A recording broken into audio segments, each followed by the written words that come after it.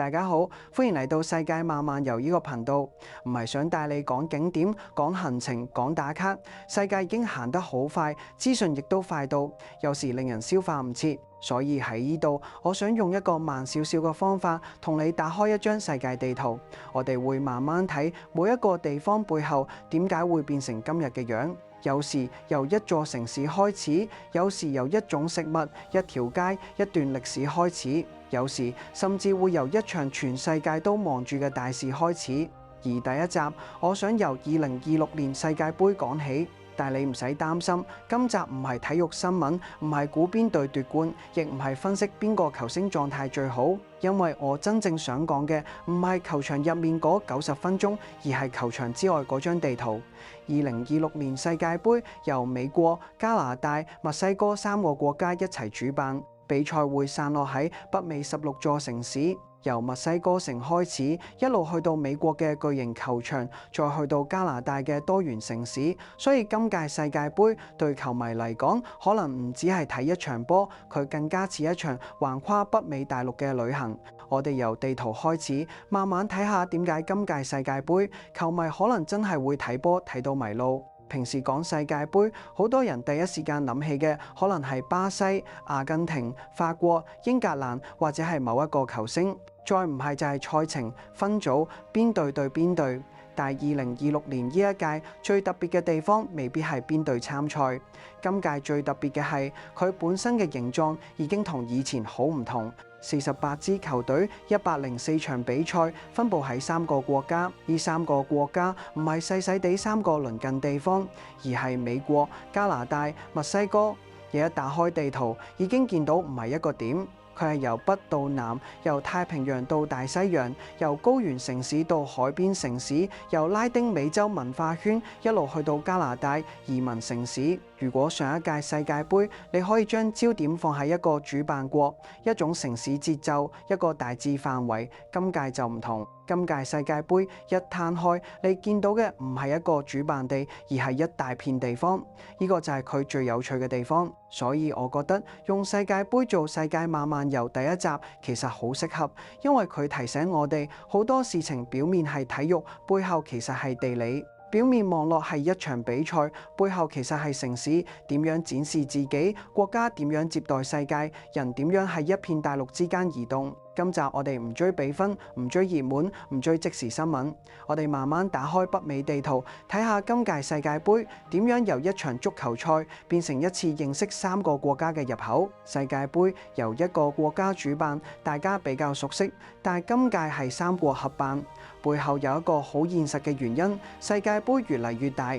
當參賽隊數增加，比賽場數增加，所需要嘅球場、酒店、交通、保安、傳媒中心同訓練場都唔再係細規模活動。一個國家要自己承接晒所有嘢，難度自然高好多。所以今屆由美國、加拿大、墨西哥一齊分擔。美國有一個好大優勢，就係佢本身有好多大型體育場。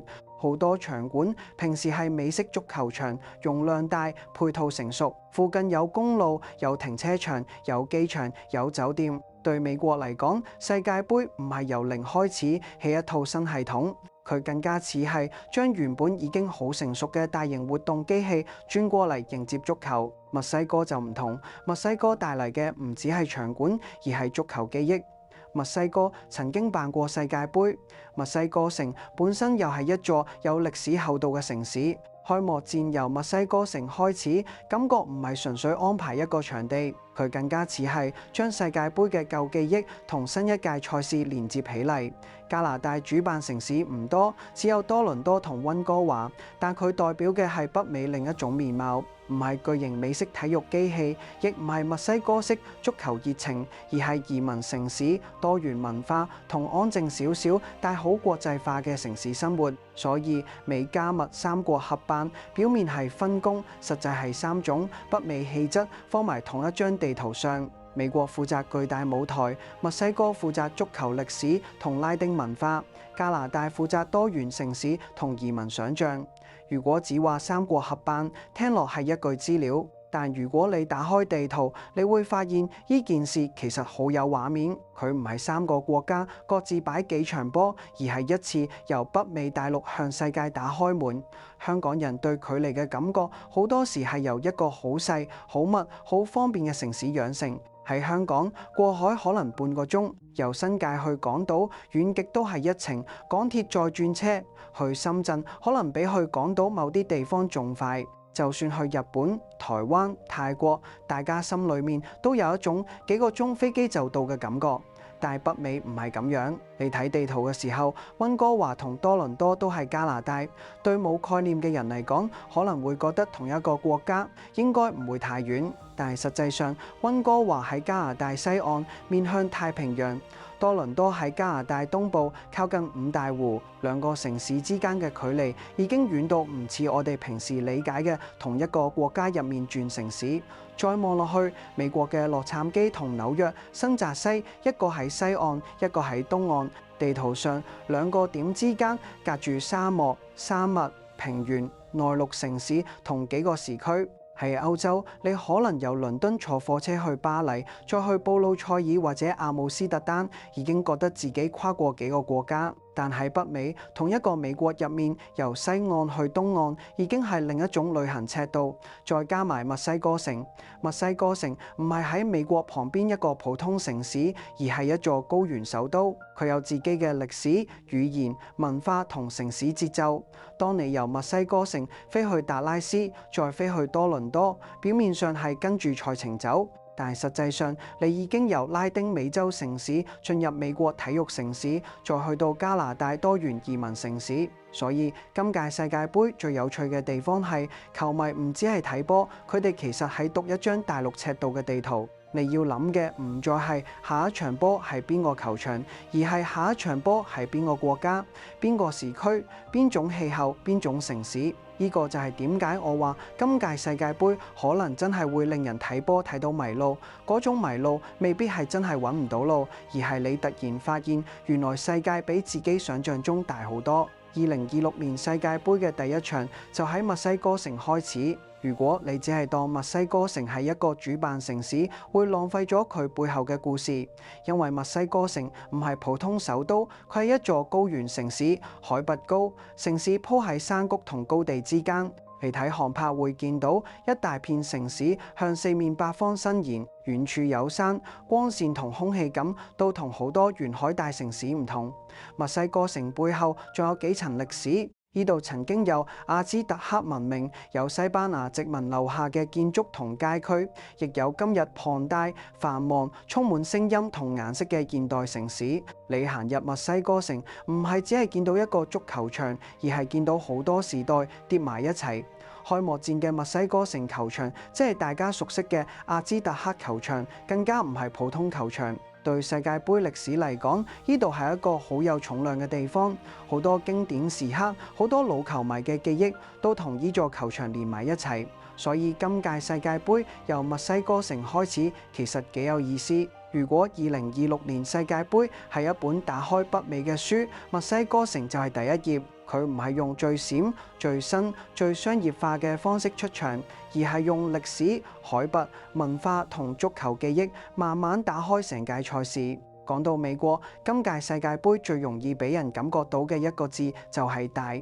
美國有最多主辦城市，但如果逐個城市講，就會變成一張清單，聽完可能只記得一堆名字。所以我哋不如換個方法，睇下佢代表咗幾種唔同嘅美國。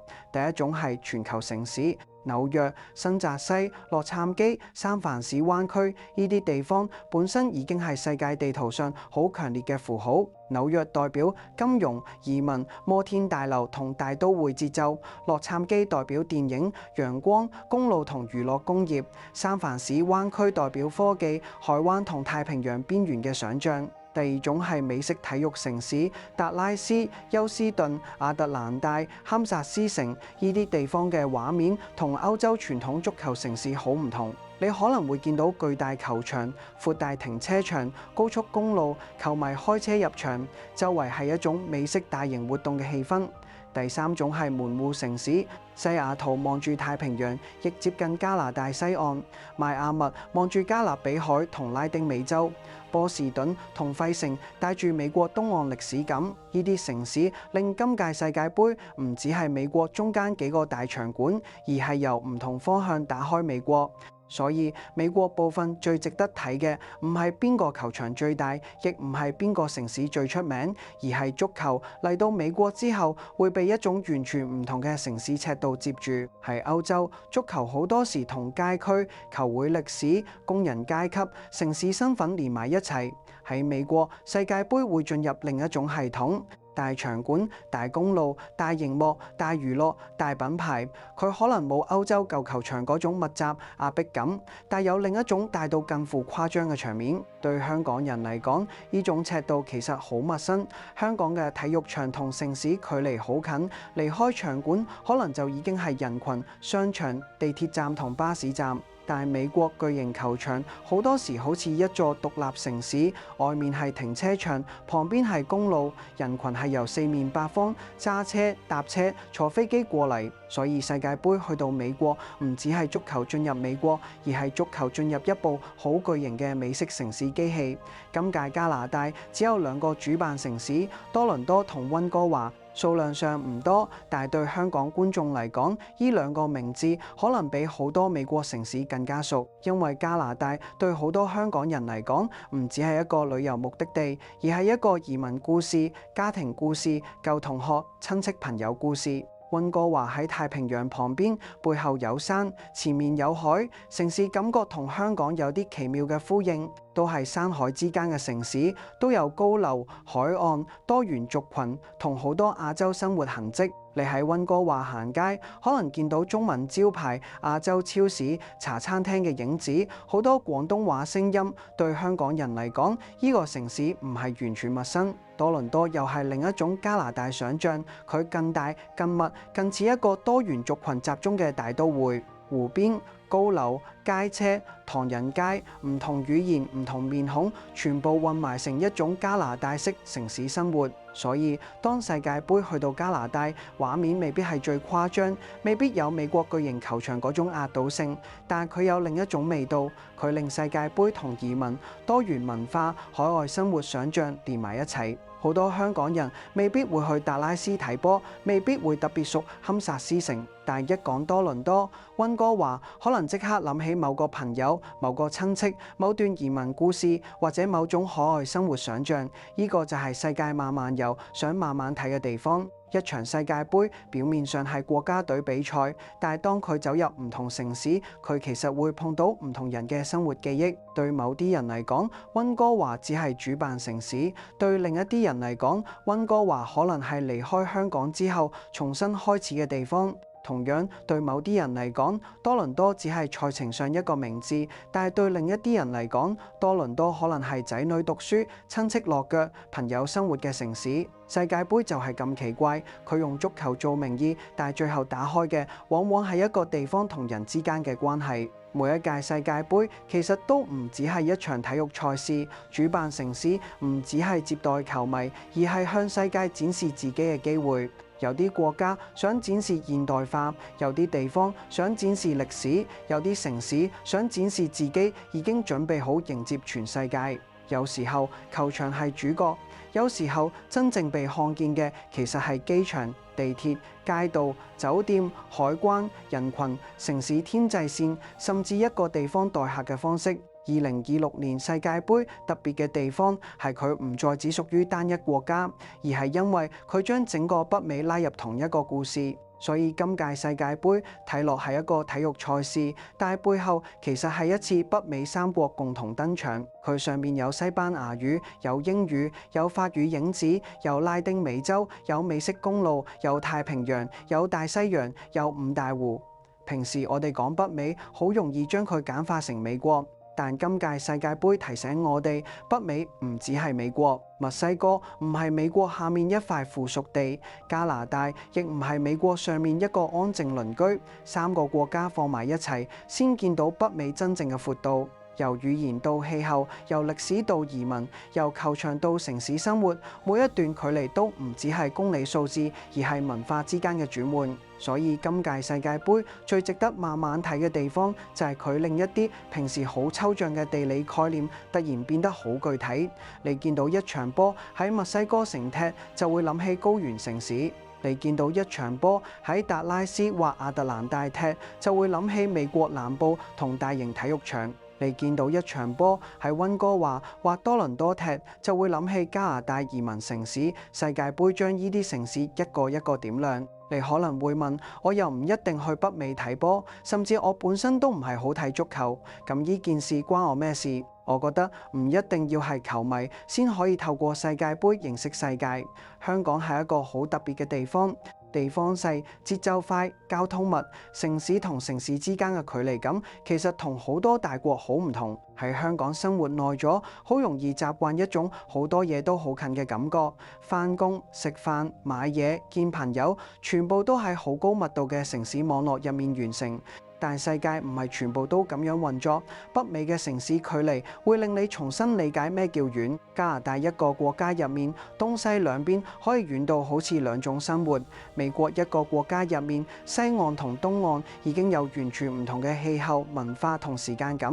墨西哥城同多倫多同屬今屆世界盃地圖，但係佢哋之間隔住嘅唔只係距離，而係語言、歷史同生活方式。對香港人嚟講，呢種距離感其實幾值得諗，因為近年好多香港人開始重新理解世界。有人去英國，有人去加拿大，有人去澳洲，有人去日本，有人留喺香港，但係生活圈已經同以前唔同。大家對遠方嘅想像已經唔再只係旅行，而係可能同工作、移民、家庭、下一代連埋一齊。今屆世界盃剛好提供一個入口，俾我哋用一個比較輕鬆嘅方式重新望向北美。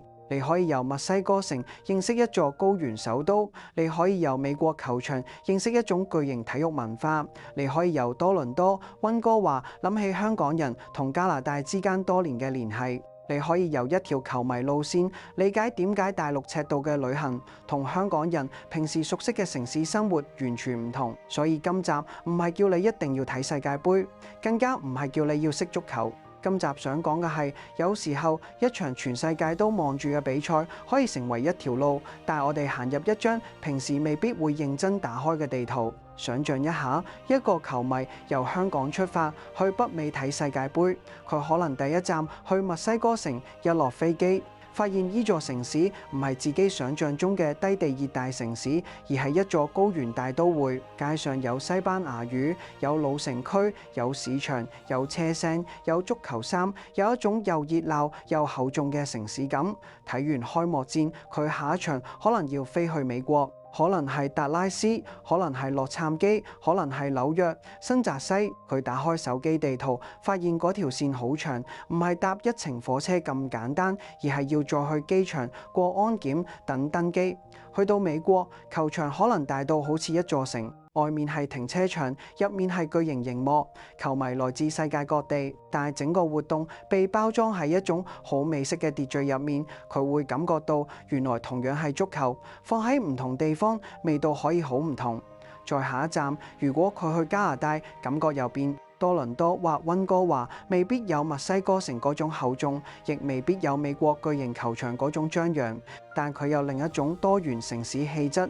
街上可能有好多語言，有亞洲面孔，有移民家庭，有一種香港人會覺得熟悉但又有距離嘅生活感。呢個球迷如果真係咁樣走一圈，佢睇到嘅已經唔止係幾場波，佢其實係用世界盃作為路線，穿過幾個北美世界。呢啲就係今屆世界盃最迷人嘅地方。你可以好專心睇球賽，又可以退後一步，睇下球賽背後嗰片大陸，每一個主辦城市都好似地圖上突然亮起嘅一盞燈。